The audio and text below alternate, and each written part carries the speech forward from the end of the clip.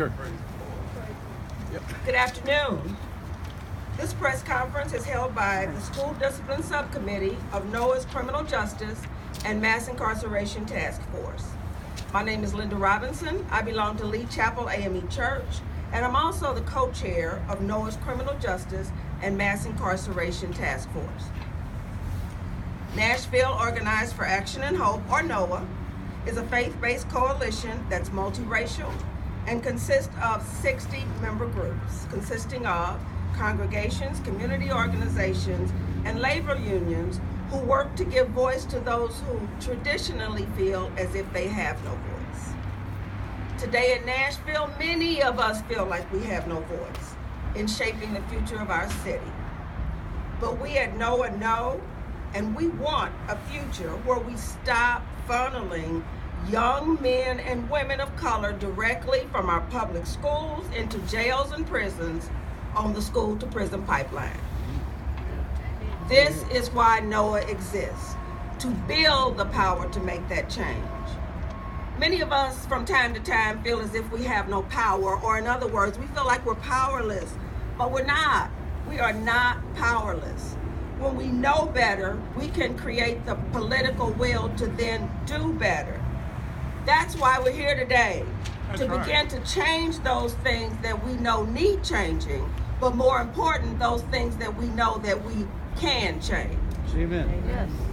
We must stop contributing to black students being 75% of suspensions when they're only 40% of the overall school population. We must stop the contact with the juvenile justice system, which always increases the likelihood of a young person going to prison. We must stop 68% of black male dropouts going to prison by age 40. We must stop supporting an unfair prison industrial complex via the school-to-prison pipeline, because we know that suspensions and expulsions equal dropouts and prison. That's why we're here today, to support a different kind of discipline in our school system, a positive discipline that solves problems instead of simply harshly punishing these students. A positive discipline that keeps young people in school, that reduces violence in the classroom, but not only in the classroom, but in our communities. It's time for us to get serious about breaking that school-to-prison pipeline. It's time to invest the money and the resources where they're needed to make some real change in our public schools. And now, I'll turn this over to Towanna Wade, our School Discipline Subcommittee member, who'll give us a few more facts about the racial disparity in school discipline in MNPS and correct the information that is funneling our black youth directly onto the school-to-prison pipeline. And most importantly, how we can begin to make change. That's right.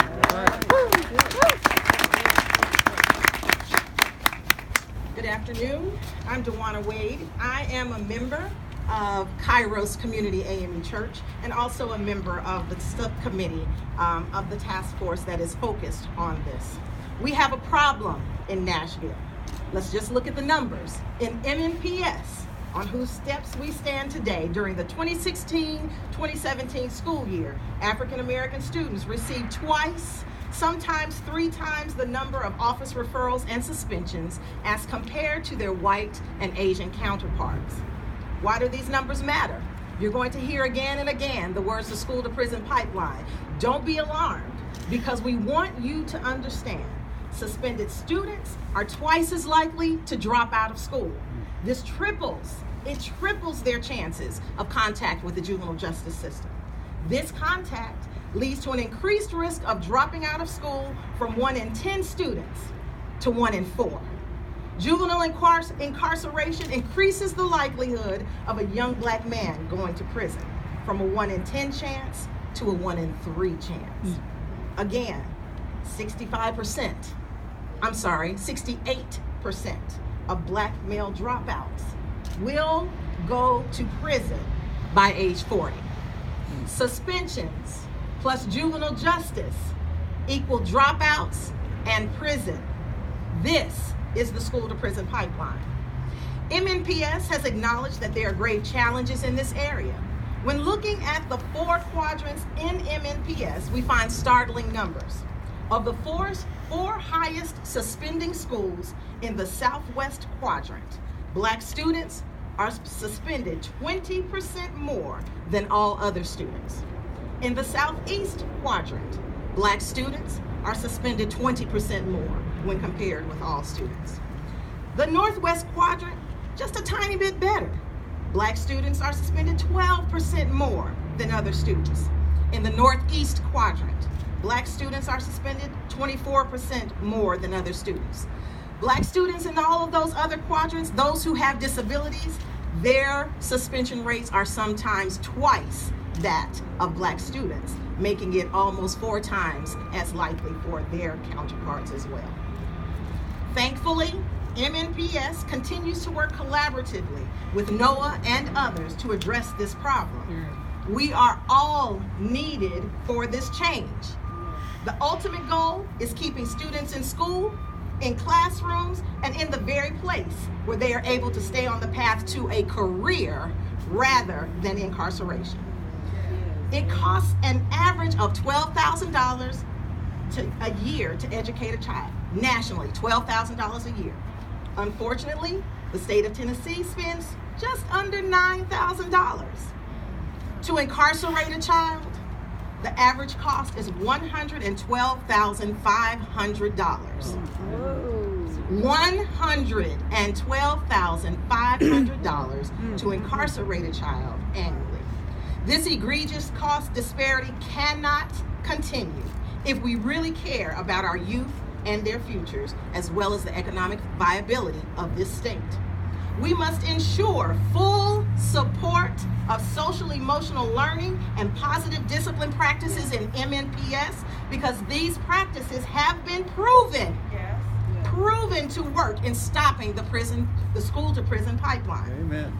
It is for this reason we are asking the Metro School Board and the Metro Council to prioritize funding in the MNPS budget that will include ongoing support and increase systemic efforts to combat the school to prison pipeline. One more time. We are asking and expecting the Metro School Board and the Metro Council and the Mayor's Office to prioritize funding, support, resources to combat the school to prison pipeline through social emotional learning, restorative practices, and other practices that have been proven right here in this city to combat the school to prison pipeline. Thank you.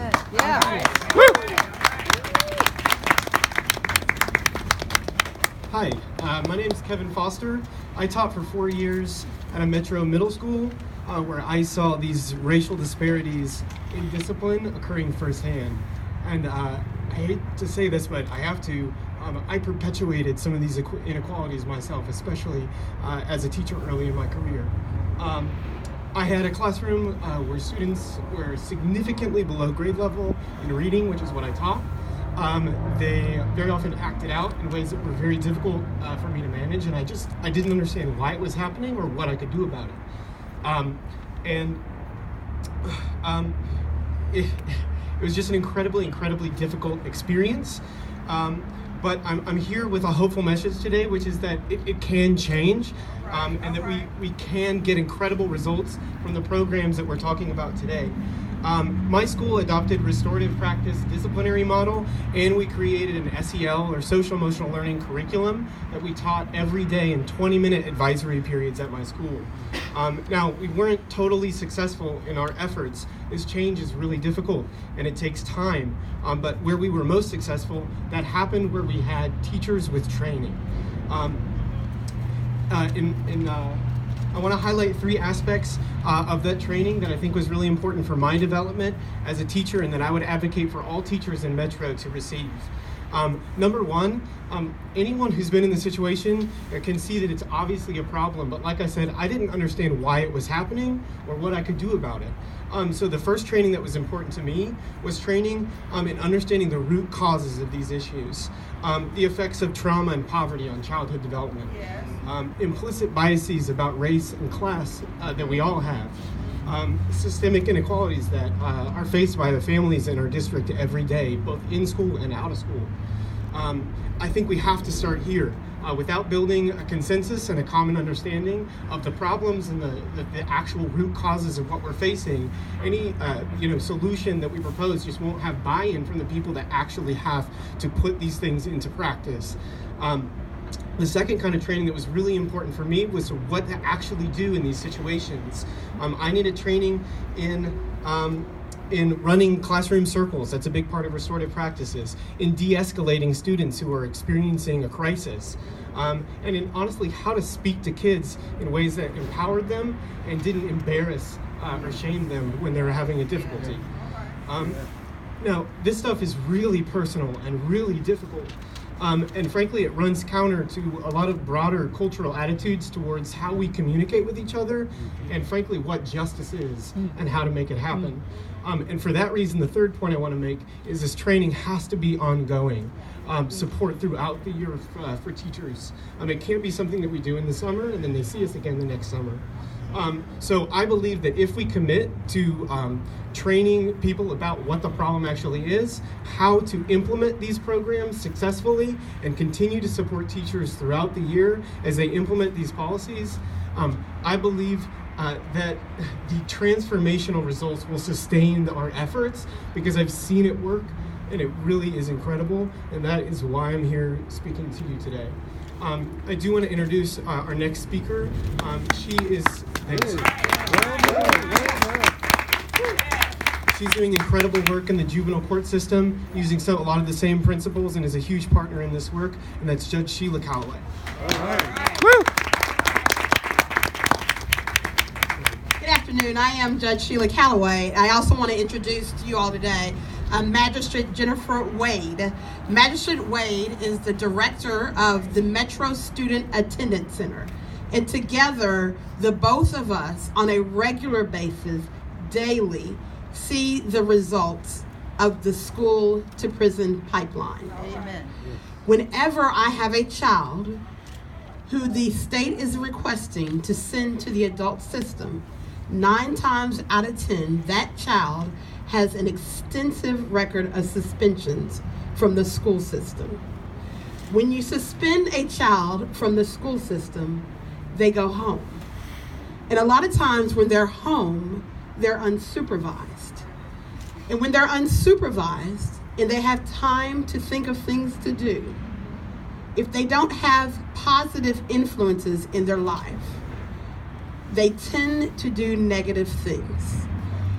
And when they're home, thinking of negative things to do, it bursts and they end up in the court system. We have got to do a better job of stopping the school to prison pipeline. Right. And what we have to do that is stop the disparities in discipline. Once you suspend someone and they miss 10 days of schooling, when they go back, they're behind. And when they become behind in school, they have a tendency to be disengaged with the school system. Once they become disengaged with the school system, there's a stronger likelihood that their behaviors will show that they're disengaged.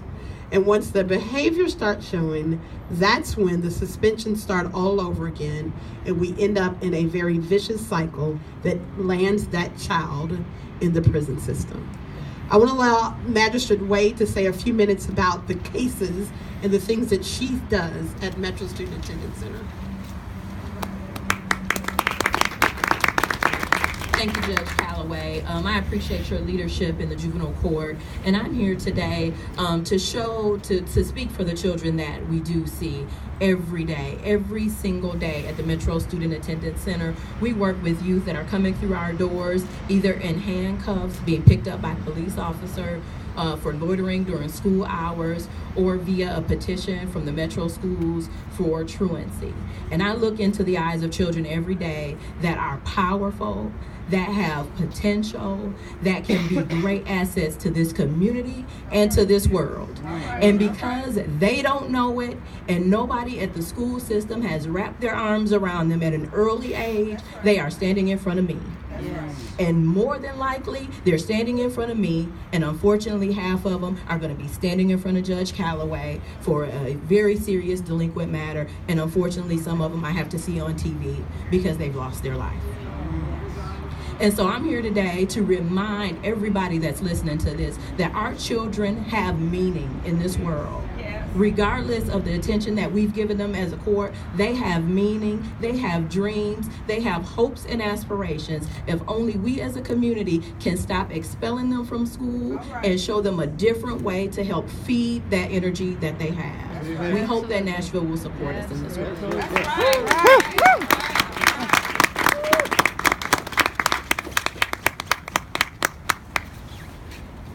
Hello, my name is Byron Harvey. I am the Director of Youth for a Peaceful Community, and I am part of this committee with NOAA that is concerned about the school to prison pipeline. The question is, since we are NOAA, what are we doing? Well, so far, NOAA has helped Metro Nashville Public Schools and encouraged them to hire 4 trainers in restorative practices. So right now they have 4 trainers in restorative practices, and that comes from a push in the collaboration with NOAA. Also, back on October the 29th, 2017, NOAA held a public meeting at Temple Church with some 1,800 people in attendance. And at that meeting, we received commitments from the school system to work with us as we encourage more restorative practices in our schools. Also, in the month of November of 2017, NOAA held 4 parent and community engagement meetings about racial disparities, engaging over 300 people in this effort. Also, we've had some very positive meetings with Metro Nashville Public Schools in their administration and school board members. And we've talked about some serious things like budget commitments to restorative practices and social emotional learning. Now, what is our next step? Our school system is working diligently, training schools in restorative practices. However, still the disparities remain. And they will continue to remain if they don't have the necessary funds to hire the needed people and trainers to carry this process out. Understand that there are some 5,786 teachers in Metro schools. There are 132 schools. There are only 4 trainers in the district. We're trying to serve over 86,000 students. We need more money and we need more trainers. That's what our push is. Keep our young people in school, please. We don't want to throw them out. We need more money for trainers in restorative practices. We need more money for social emotional training. We love our children. We want them to stay in school where they can learn. They cannot learn outside of the school, and there's no way they can keep up if we kick them out. We need to keep them in. Thank you for listening to us. God bless you all. Very good, Reverend Harvey. Okay, this could be a good time for questions if any of the press has questions. But money, where can you get it? Pardon me, I didn't hear you. Money. It's a bad question, but everybody's saying we only have 4 trainers. We need money. You got a plan on getting it? Yes. As a matter of fact, Metro Schools is putting together the budget as we speak. And these kinds of practices are being written into the budget. As the budget then goes on to all of the processes that, and all the people that have to look at it and approve it, our request is that they make sure that positive discipline, social emotional learning, restorative practices remain in the budget. So Metro Schools is budgeting for these things that we're asking for. Our push today is to make sure that the people who make the final decision about the budget understand that it's important that it happens. Follow up. How many more trainers are you asking for, or are you that specific? We, NOAA, are not that specific. Metro Nashville Schools is that specific, and we will wait for them to present the budget so that they can tell us exactly what they need. Any other questions from people? Other questions? Surely there are other questions. May I make a comment? I want to make a comment that emotional social learning is for all children. The whole school community benefits from that training, and it's not just for a certain segment, it's for all children. Absolutely. In case the cameras didn't hear that, we want to acknowledge from a NOAA member, social emotional learning, positive discipline, it affects all children, and it is for all children. Thank you very much for that. Any other questions? All right. Thank Did a you great so job. much. Yay! Thank you. All right, that was excellent. I am.